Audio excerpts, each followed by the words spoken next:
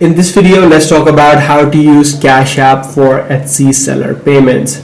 Now, Etsy payouts sellers using the traditional bank transfers, which is the ACH transfer, meaning that you cannot link your Cash App debit card for payments. You must use it as a standard checkings account. So what you first of all need to do is, in order to link your Cash App, you need to find your respective routing and account number within the Cash App application and then add it to your Etsy platform. So firstly, head over to your Cash App application, head over to the Money and Banking tab, where you'll be able to find your respective routing and account number. And once you copy in those numbers, simply head over to the payment account section or the payment section of Etsy, and then you can replace your existing account that you have already added in and then update it with the new routing number, the account number that you just copied from Cash App. So this is the exact way on how you do it. If this video was helpful to you, be sure to subscribe. I'm going to see you in the next one.